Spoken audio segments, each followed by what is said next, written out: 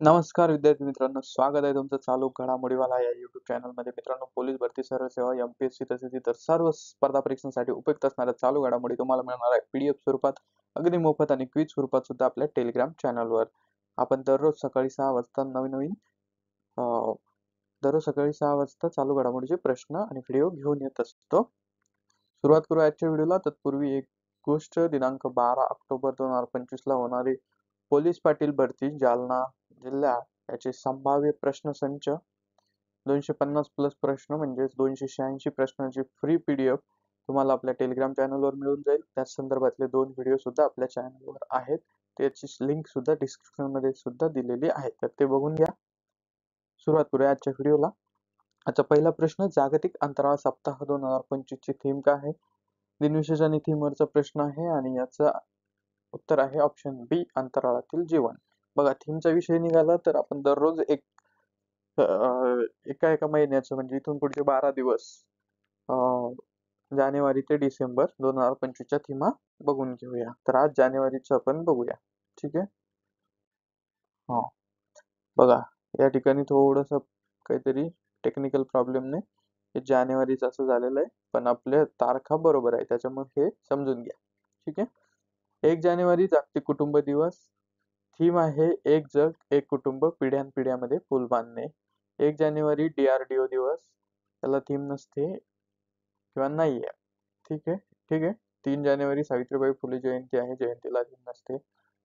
4 जानेवारीला आहे जागतिक ब्रेल दिवस. ब्रेल लिपी दृष्टीहीनांसाठी असते, तर याची थीम आहे दृष्टीहीनांसाठी सुलभता आणि समावेश साजरा करणे. आपण फक्त 2025 च्या थीमा बघतोय, हे लक्षात ठेवा. 6 जानेवारी महाराष्ट्र पत्रकार दिन. याला थीम नाही. आता ज्याला थीम आहे तेवढंच मी सांगेल. ठीक आहे, कारण ते तुम्हाला समोर दिसतं सुद्धा. 9 जानेवारी प्रवासी भारतीय दिन. विकसित भारतासाठी डायस्पोराचे योगदान. 10 जानेवारी जागतिक हिंदी दिवस. एकता आणि सांस्कृतिक अभिमानाचा जागतिक आवाज. ठीक आहे. हा, ठीक आहे. 12 जानेवारी राष्ट्रीय युवा दिन, शाश्वत भविष्यासाठी तरुणाई. 15 जानेवारी महाराष्ट्र राज्य क्रीडा दिन.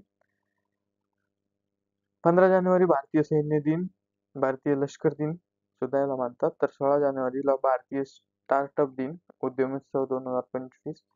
19 जानेवारीला राष्ट्रीय लसीकरण दिन. सर्वांसाठी लसीकरण मानवीय दृष्ट्या शक्य आहे, अशी याची थीम आहे.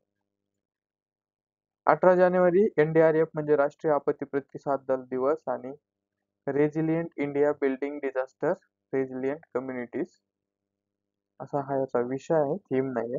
थीम ह्या ज्या डबल इन्व्हर्टेड कॉमा मध्ये आहे त्या थीम आहेत. तर 24 जानेवारी राष्ट्रीय बालिका दिनाची थीम आहे उज्ज्वल भविष्यासाठी मुलींना सक्षम बनवणे. 24 जानेवारीची थीम आहे आंतरराष्ट्रीय शिक्षक दिन आहे 24 जानेवारीला आणि त्याची थीम आहे AI आणि शिक्षण. 25 जानेवारीला राष्ट्रीय मतदार दिवस. मतदानासारखे काही नाही, मी निश्चितपणे मतदान करतो, ही त्याची थीम आहे 2025 ची. तर 25 जानेवारी 2025 ला राष्ट्रीय पर्यटन दिवस ची थीम आहे सर्वसमावेशक विकासासाठी पर्यटन. 26 जानेवारी 2025 आंतरराष्ट्रीय सीमा शुल्क दिन. कस्टम कार्यक्षमता, सुरक्षा आणि समृद्धीसाठी त्यांच्या वचनबद्धतेचे पालन करतात. ठीक आहे, ही याची थीम आहे. तर 26 जानेवारीला अर्थातच प्रजासत्ताक दिवस असतो, झेंडावंदन ज्याला आपण साजरा करतो. तर प्रजासत्ताक दिवस हा आहे 76वा. ठीक आहे, 26 जानेवारी 2026 ला 77वा होईल. 28 जानेवारीला भारतीय वृत्तपत्र दिन आहे. पहिले वृत्तपत्र बंगाल गॅझेट त्यावेळेस सुरू झाले होते, जे जेम्स ऑगस्ट हिकी यांनी बंगालमध्ये सुरू केले होते. तर 30 जानेवारीला आहे जागतिक कुष्ठरोग दिन. एकत्र व्हा, कृती करा आणि निर्मूलन करा, अशी याची थीम आहे. 30 जानेवारीला शहीद दिन आहे, महात्मा गांधी यांची पुण्यतिथी आहे. 30 जानेवारी 1948 ला महात्मा गांधी यांची हत्या करण्यात आली होती. पुढचा प्रश्न बघूया. अरुणाचल प्रदेशातील पहिले व्यावसायिक कोळसा खाण प्रकल्प कुठे सुरू झाला आहे? आणि हा सुरू झालेला आहे चांगलांग या ठिकाणी, ऑप्शन डी. जागतिक अधिवास दिन 2025 ची थीम काय होती? ठीक आहे, परत एकदा थीमचा प्रश्न आलेला आहे. Urban crisis response, option C असं याचं उत्तर आहे, जागतिक अधिवास दिन. प्रश्न क्रमांक 4, भौतिकशास्त्रातील नोबेल पुरस्कार 2025 चे विजेते कोण आहे? तर हे आहे option C, John Clarke, John M Martinis आणि मिशेल एच डेओरे. ठीक आहे. भौतिकशास्त्र म्हणजे फिजिक्स. बऱ्याचदा फिजिक्स आपल्याला माहित असतं पण भौतिकशास्त्र मराठीतला शब्द माहित नसतं. ठीक आहे. बघा 2025 चे फिजिक्सचे नोबेल विजेते John Clarke, John M Martinis आणि मिशेल एच ड्युरी. आता हे तिघेही अमेरिकेचे आहेत, त्याच्यामुळे यांचा देश लक्षात ठेवायची काही गरज नाही. तिघांनाही फिजिक्स मधला नोबेल कोणाला मिळालं तर अमेरिकेच्या. त्यांचं नाव लक्षात ठेवण्याची एक ट्रिक आहे बघा. फिजिक्सचं नोबेल कोणाला मिळालं तर फिजिक्सच्या मामी क्लार्क आहेत. ठीक आहे. तर याच्यामध्ये मामी क्लार्क म्हणजे म्हणजे काय तर मार्टिनिस. ठीक आहे. या ठिकाणी Martinis, John M Martinis, John Clarke आणि मिशेल एच डेव्हरे. मी म्हणजे मिशेल, म्हणजे मार्टिनिस, मी म्हणजे मिशेल आणि क्लार्क म्हणजे जॉन क्लार्क. ठीक आहे. हे लक्षात ठेवा. आणि कोणत्या कार्यासाठी यांना मिळालं तर क्वांटम टनेलिंग चा शोध यांनी लावला. त्या शोधासाठी यांना फिजिक्स म्हणजे भौतिकशास्त्राचा 2025 चा नोबेल पुरस्कार मिळाला. पाचवा प्रश्न बघा. खालीलपैकी कुणाला रसायनशास्त्रातील नोबेल पुरस्कार 2025 साठी निवडले गेले? आणि हा रसायनशास्त्र म्हणजे केमिस्ट्रीचा पुरस्कार ऑप्शन बी सुसुमु कितागावा, रिचर्ड रॉबसन आणि ओमर यम यागी यांना या तिघांना मिळालेला आहे. ठीक आहे. ते तिघ आणि हे तिघ बघा रसायनशास्त्रातील नोबेल पुरस्कार सुसुमु कितागावा, रिचर्ड रॉबसन आणि ओमर यस यागी यांना जाहीर झाला. त्यांना मेटल ऑर्गॅनिक फ्रेमवर्क च्या विकासासाठी हा सन्मान मिळाला. सुसुमु कितागावा हे जपानमधील क्योतो विद्यापीठातील प्राध्यापक आहे, तर रिचर्ड रॉबसन हे ऑस्ट्रेलियातील मेलबर्न विद्यापीठातील प्राध्यापक आहे, तर ओमर यम यागी हे अमेरिकेतील युनिव्हर्सिटी ऑफ कॅलिफोर्निया बर्केले येथील प्राध्यापक आहे. तर 3 देशातला, एक जपान, एक ऑस्ट्रेलिया, एक अमेरिका. ठीक आहे. तर या 3 देशातल्या 3 विविध खंडातल्या 3 लोकांना रसायनशास्त्राचा नोबेल म्हणजे केमिस्ट्रीचा नोबेल मिळालेला आहे. फिजिक्सचा अमेरिकेच्याच 3 लोकांना मिळालेला आहे. हे लक्षात ठेवता येईल. प्रश्न क्रमांक 6. वैद्यकशास्त्रातील नोबेल पुरस्कार 2025 कोणत्या 3 शास्त्रज्ञांना देण्यात आला? आणि या प्रश्नाचं उत्तर आहे option A Mary E Brunkow, Fred Ramsdell आणि सिमोन साकागुची. ठीक आहे. नोबेल पुरस्कार खूप महत्वाचा आहे मित्रांनो, त्याच्यामुळे याच्यावर प्रश्न विचारले जातात. 7वा बघा. 42व्या जीएसटी काउन्सिलच्या बैठकीच्या अध्यक्षस्थानी कोण होते? तर या ठिकाणी निर्मला सीतारामन, ऑप्शन सी असं याचं उत्तर आहे. या जीएसटी काउन्सिलच्या अध्यक्षपदावर होत्या. ठीक आहे. आता आपण परिषदा आणि त्या कोणत्या ठिकाणी झाल्या त्या बघू. याच्यावर एक प्रश्न सरळ सेवेत आणि सगळ्या स्पर्धा परीक्षांमध्ये 1 ते 2 प्रश्न विचारले जातात. बघा परिषद आहे, ठिकाण आहे. तर एशिया इंडिया 2025 परिषद बेंगळुरू या ठिकाणी झाली. आर्टिफिशियल इंटेलिजन्स एव्हिएशन समिट म्हणजेच AI एव्हिएशन समिट फ्रान्स या ठिकाणी झालं. India mobility global expo 2025 Mumbai. World economic forum 2025 Davos, तर विश्व मराठी साहित्य संमेलन 2025 पुणे या ठिकाणी झालं. बिमस्टेक युथ समिट 2025 गुजरातला झालं. जागतिक सरकार शिखर परिषद 2025 दुबई. सामाजिक न्यायावर प्रथमच प्रादेशिक संवाद दिल्ली. जागतिक साक्षरता विकास शिखर परिषद 2025 दिल्ली. नारी शक्ती से विकसित भारत समिट 2025 आणि 140वी आंतरसंसदीय संघ शिखर परिषद उझबेकिस्तान या देशामध्ये झाली. 8वा प्रश्न बघूया. युनेस्कोचे नवीन महासंचालक म्हणून 2025 साली कोणाची निवड झाली? ठीक आहे. नवीन नियुक्तीवरचा प्रश्न आहे, नेमणूक नियुक्ती. तर याचं उत्तर आहे ऑप्शन बी खालिद एल एलानी. ठीक आहे.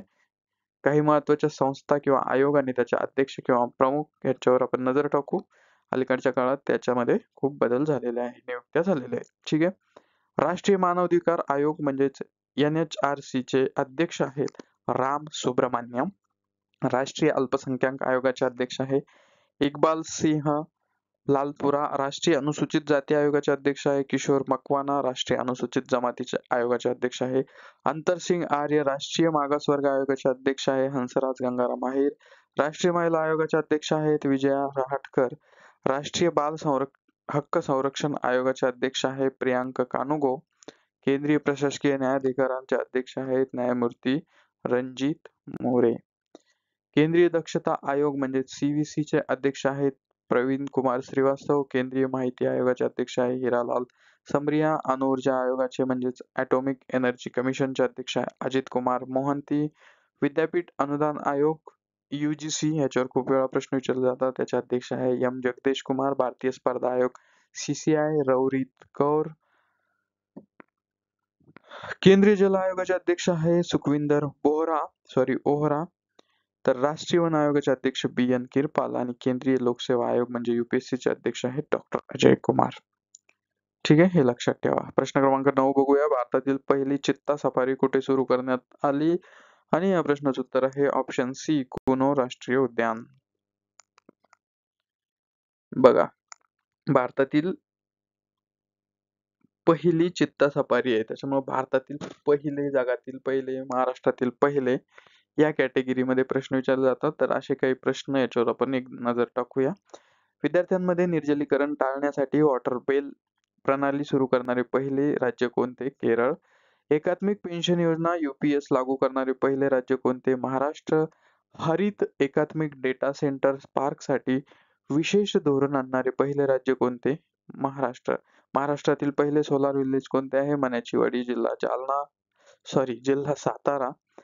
कृत्रिम प्रवाळ भित्तिका बसवण्यात आलेले भारतातील पहिले शहर कोणते? मुंबई.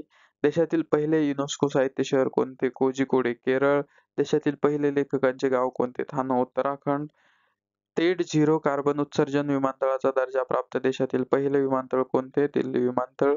भारतात कॅम्पस स्थापन करणारे पहिले विदेशी विद्यापीठ कोणते? साऊथहॅम्प्टन. सॅनिटरी नॅपकिनसाठी रोख रक्कम देणारे भारतातील पहिले राज्य कोणते? मध्य प्रदेश. हा प्रश्न विचारून झालेला आहे. तर पुढचे प्रश्न बघा. देशातील पहिले बुडालेले संग्रहालय कुठे आहे किंवा कोणते आहे? तर हुमायून मकबरा, दिल्ली. देशातील पहिले ट्रान्सशिपमेंट बंदर कोणते आहे? तर विंझिंजम. जगातील पहिले वैदिक घड्याळ कोणते आहे? तर ते आहे उज्जैन, मध्य प्रदेश या ठिकाणी. देशातील पहिले स्किल इंडिया सेंटर कोणते? Sambalpur, Odisha. Self service baggage drop system सुरू करणारे पहिले विमानतळ कोणते? दिल्ली विमानतळ. पुढील 10 वर्षासाठी रस्ता सुरक्षेसाठी कृती आराखडा स्वीकारणारे पहिले राज्य कोणते? तर ते आहे राजस्थान. समर्पित सेमीकंडक्टर धोरण लागू करणारे पहिले राज्य कोणते? गुजरात. स्वच्छ हवा प्रकल्पासाठी एअरशेड आधारित दृष्टिकोन स्वीकारणारे पहिले राज्य कोणते? उत्तर प्रदेश. दलितांसाठी सब कोटा लागू करणारे पहिले राज्य कोणते? हरियाणा. कर्मचाऱ्यांसाठी जुनी पेन्शन योजना पुनर्स्थापित करणारे ईशान्येतील पहिले राज्य कोणते? तर सिक्कीम. हे लक्षात ठेवा. 10वा प्रश्न बघूया. भारतातून चित्ता कोणत्या वर्षी नामशेष झाला होता? तर हा झाला होता 1952 ला. खूप काळ भारतामध्ये चित्ता नावाचा प्राणीच नव्हता. चित्ता नावाचे चित्रपट आपल्याकडे बनवले पण प्राणी नव्हते. प्रश्न क्रमांक 11. प्रोजेक्ट चित्ता अंतर्गत 17 सप्टेंबर 2022 रोजी कोणत्या देशातून 8 चित्ते भारतात आणण्यात आले? आणि हे आणण्यात आले नामिबिया या देशातून. ऑप्शन बी. ठीक आहे, हा प्रश्न विचारून झालेला आहे, खूप महत्वाचा आहे. प्रश्न क्रमांक 12. भारतातील पहिली चित्ता सफारी कोणत्या दिवशी सुरू करण्यात आली? आणि या प्रश्नाचं उत्तर आहे 1 ऑक्टोबर 2025. Option C. माझे घर योजना कोणत्या राज्यातील सरकारने 4 ऑक्टोबर 2025 रोजी सुरू केली? आणि ही सुरू केली ऑप्शन सी, गोवा राज्य सरकारने. 14वा प्रश्न बघा. नुकतेच निधन झालेले पंडित छन्नूलाल मिश्रा कोणत्या घराण्याशी संबंधित होते? तर हे होते बनारस घराण्याशी संबंधित. ऑप्शन बी. निधन वार्ता किंवा निधन झालेल्या व्यक्तीच्या संदर्भातले प्रश्न विचारले जातात ते कुठले होते, कोणत्या क्षेत्राशी संबंधित होते, कोणत्या, जर गायक असेल तर कोणत्या घराण्याशी संबंधित होते. प्रश्न 15वा. खालीलपैकी कोणते शास्त्रज्ञ भौतिकशास्त्र नोबेल पुरस्कार 2025 चे विजेते नाहीत? अशाही पद्धतीने प्रश्न येतात, म्हणून हा प्रश्न मुद्दाम घेतलेला आहे. तर Michel H Devoret, John M Martinis आणि सुसुमु कितागावा आणि जॉन क्लार्क. तर आपण जी ट्रिक बघितली होती, ठीक आहे, त्याच्यामध्ये जॉन एम मार्टिनिस आहे, तर जॉन क्लार्क आहे आणि मिशेल एच देओरे आहे, है ना. ठीक आहे. काय होती आपली ट्रिक एकदा आठवून बघा.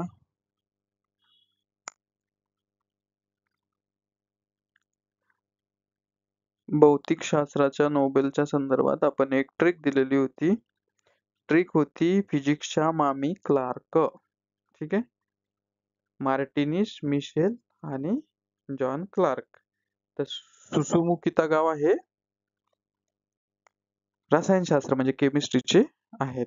बघा नोबेल भौतिक पुरस्कार 2025 विजेते शास्त्रज्ञ क्वांटम. आता यांचं संशोधन बघा.